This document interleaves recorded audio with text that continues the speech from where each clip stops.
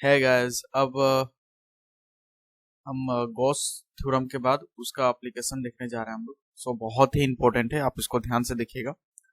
ठीक है। इसका जो पहला जो एप्लीकेशन आता है वो है electric field intensity due to uniform charge infinity long straight wire. मतलब कि हमारे पास बोल रहा है कि एक इलेक्ट्रिक फील्ड इंटेंसिटी हम लोग को निकालना है uniformly charge infinity long straight wire के, है ना। तो होगा क्या हमारा कि ये जो वायर है ना, ये जो हम लोग को दिख रहा है ये इन्फिनिटली लॉन्ग है। मतलब ये इन्फिनिटी से आ रही है ऐसे करके डॉट डॉट डॉट, और नीचे तक इन्फिनिटी इस तरह से जा रहा है। ठीक है, तो इसको इन्फिनिटी तक ले लेते हैं।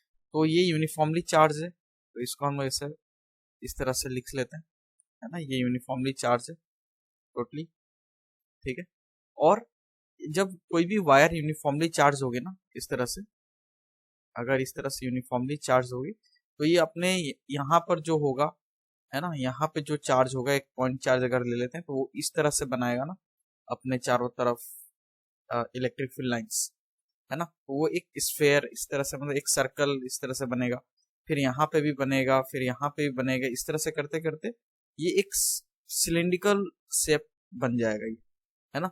तो यही जो हमारे पास है ना यहाँ पर, ये देखो, ये जो पहला वाला है ना, तो ये इसकी वजह से यहाँ पर हम लोग को एक सिलिंड्रिकल शेप मिल रहा है। ठीक है, यहाँ पे भी इस तरह से एक होगा। ठीक है, तो हम लोग को एक मिल रहा है सिलिंड्रिकल शेप, किसकी वजह से? एक uniformly charge long straight wire की वजह से। ठीक है, क्लियर। अब हम लोग इसमें क्या करते हैं, यहाँ तो चलो यहाँ पे एक और मैं ऐसे करके बना देता हूँ। ठीक है, जो आपको इस तरह से 3D दिखने नहीं दिख रहा। ठीक है, तो जो इसने ये सिलेंडर बनाया है ना, तो इसका जो लेंथ होगा वो लेंथ होगा हम लोग का एल। इसको लेट कर लेते हैं, इसका लेंथ जो है वो क्या करते हैं हम लोग लेट कर लेते हैं, यहाँ पर हम लोग लिख लेते हैं। और इसका जो रेडियस होगा यहाँ से हम लोग लिख लेते हैं, इसका जो रेडियस होगा इस सिलेंडर का वो हो जाएगा आर। तो हम लोग लिख सकते हैं कि सिलेंड्रिकल गॉसियन सरफेस, है ना, ऑफ लेंथ, मतलब ये गॉसियन सरफेस ही होगा, क्लोज सरफेस है, और इसका हम लोग क्या निकाल रहे हैं, इलेक्ट्रिक फील्ड इंटेंसिटी निकाल रहे हैं। तो ये गॉसियन सरफेस होगा, है ना। तो उसका लेंथ कितना है, एल है, और रेडियस आर है, जैसा हम लोगों ने फिगर में बनाया हुआ है। तो अब यहाँ पर देखो, अब इस लाइन से इलेक्ट्रिक फील्ड इंटेंसिटी तो जो मैंने बताया था, इलेक्ट्रिक फील्ड लाइन इस तरह से निकल रही थी। तो इसमें कितनी फेस है, एक फेस ये है 1, दूसरी फेस 2, और ये कितनी, तीसरी फेस। तो 3 फेस है ना इस सिलेंडर में। तो यहाँ पर जो फेस होगा उसमें अगर हम एक छोटा सा एरिया लेते हैं यहाँ पर, ठीक है, तो इसका एरिया एरिया वेक्टर किधर होगा, डायरेक्शन ऊपर की तरफ। मतलब डीए का डायरेक्शन किधर हो गया, ऊपर की तरफ। और इलेक्ट्रिक फील्ड इंटेंसिटी का डायरेक्शन किधर हो जाएगा, इधर की ओर। ठीक है, अगर हम यहाँ पे एरिया लेते तो ऊपर होता और इधर हो जाता। इस फेस में अगर हम ये छोटा सा एरिया यहाँ पे लेते हैं सेकंड फेस में, तो एरिया वेक्टर का डायरेक्शन इधर ही होगा, है ना। और इसी डायरेक्शन में होगा इलेक्ट्रिक फील्ड इंटेंसिटी का डायरेक्शन। फिर थर्ड फेस में भी अगर हम एक छोटा सा एरिया इस तरह से ले ले, तो एरिया वेक्टर का डायरेक्शन किधर होगा, नीचे की तरफ, है ना। और इलेक्ट्रिक फील्ड इंटेंसिटी की डायरेक्शन इधर। ठीक है, तो यहाँ पर एंगल कितना बन रहा है, 90 डिग्री। यहाँ पे कितना बन रहा है, 90 डिग्री। और यहाँ पे कितना, दोनों का डायरेक्शन सेम है, दैट मीन्स 0 डिग्री। तो अब हम लोग क्या करते हैं, इस सिलेंड्रिकल पे क्या करते हैं, अब गॉस लॉ को, गॉस थ्योरम जो है, गॉस लॉ भी बोलते हैं, गॉस थ्योरम जो है उसको अप्लाई कर देते हैं। तो हमारे पास क्या था, integration of E dot d A vector sign equal to q by epsilon naught. तो यहाँ पे 3 फेस है ना, यहाँ पे 3 फेसों के लिए मैं ये इसको 3 बार लिखूंगा, है ना। देखो, ये फर्स्ट फेस के लिए ई डॉट डी ए, प्लस सेकेंड फेस के लिए ई डॉट डी ए। ठीक है, और फिर थर्ड फेस के लिए E dot d A is equal to q by epsilon. ठीक है, अब ये डॉट में है तो इसको हम लोग कॉस थीटा में फॉर्म में लिख सकते हैं, है ना, डॉट को हटाकर, है ना। तो डॉट प्रोडक्ट को अगर हम लोग इसको इस तरह से लिखें तो हम लोग को मिलेगा फर्स्ट के लिए, फर्स्ट फेस के लिए ई डी ए कॉस कितना डिग्री हो जाएगा, फर्स्ट फेस के लिए 90 डिग्री। यहाँ पे मिला है ना हम लोग को, यहाँ पे देखो। ठीक है, फर्स्ट के लिए 90 है, फर्स्ट के लिए कितना है, 90 है, सेकंड के लिए 0 है, और फिर थर्ड के लिए 90 है। तो जब हम लोग इसको लिखेंगे तो सेकंड के लिए फिर कितना है हमारे पास, सेकेंड के लिए है 0, तो E D A cos 0 degree.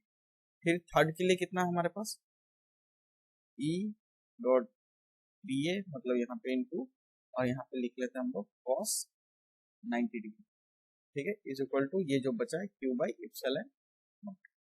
ठीक, अब मैं कलर चेंज कर लेता हूँ थोड़ा सा अलग, क्योंकि यहाँ पे मैच कर जा रहा है, तो मैं यहाँ पर कॉस 90 अभी, ठीक है। तो अब हम लोग क्या करते हैं यहाँ पर,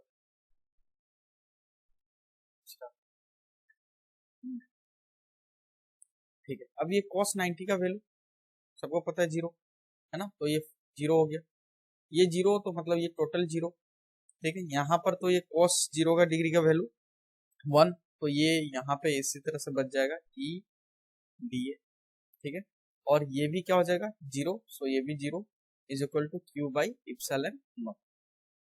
ठीक, अब ये 0 0 कोई फायदा नहीं, तो यहाँ पर ई जो है ये तो इंटीग्रेशन से बाहर आ गया, और बचा D A Q by epsilon. अब यहाँ पर देखो कि ये जो डी ए है ये किसके लिए बचा हुआ, इस फेस के लिए, ये इसका एरिया तो 0 ही हो गया ना, ये तो फेस ही नहीं है, तो ये तो 0, ये नहीं चाहिए, ये भी 0 बचा, क्या सिर्फ ये कर्व सरफेस है ना। तो हमारा कर्व सरफेस एरिया क्या होता है सिलेंडर का, क्योंकि इसको इंटीग्रेट करेंगे तो टोटल कर्व सरफेस एरिया आएगा, हम लोग का कर्व सरफेस एरिया क्या होता है 2 पाई आर एल, है ना। तो हम लोग क्या करेंगे इस E into 2 pi r L करेंगे, और क्यू बाई इप्सिलॉन, इसको ले लेते हैं हम लोग इक्वेशन 1। अब देखो, अब हम यहाँ पर जो ये चार्ज है वायर के वजह से, है ना, यहाँ पर इस एरिया से लेकर इस एरिया तक इसका कुछ डेंसिटी होगा, है ना। इस लेंथ पर अगर ये चार्ज है, यूनिफॉर्मली चार्ज है, तो यहाँ पे डेंसिटी भी होगा, चार्ज डेंसिटी, है ना। तो अगर हम लोग कर लेते हैं let lambda be the charge density, charge line charge density लिखना ठीक रहेगा, लाइन चार्ज डेंसिटी, ठीक है। तो यहाँ पे ये चार्ज लाइन चार्ज डेंसिटी क्या होगा, मतलब charge per unit length, charge per unit,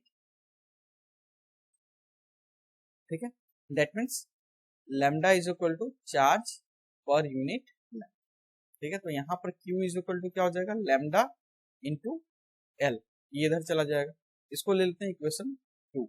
अब इक्वेशन 2 को यूज करते हैं पहले वाले, मतलब यूजिंग 2 in 1, ठीक है। इसको यूज करते हैं हम लोग को क्या मिलेगा, E into 2 pi r l is equal to q के जगह पे पुट कर देते हैं lambda into l divided by epsilon naught, यहाँ से ये एल और ये एल कैंसिल, ठीक है। तो हमको क्या मिलेगा आगे E इज इक्वल टू, और इधर ये इंटू था ना उसको कर देते इधर डिवाइड, ठीक है। तो इसको कर देता हम लोग डिवाइड, ऊपर बचेगा लैम्डा, नीचे हो जाएगा 2 पाई इप्सिलॉन नॉट, और इधर लिख लेते हैं हम लोग आर साइड, और ये जो एक्सप्रेशन आया ना, ठीक है, यही है इलेक्ट्रिक फील्ड इंटेंसिटी। ई क्या था हमारा, इलेक्ट्रिक फील्ड इंटेंसिटी था। इलेक्ट्रिक फील्ड इंटेंसिटी किसके लिए, एक uniform infinity long straight wire, ठीक है। तो आई होप आपको समझ में आया होगा, ठीक है।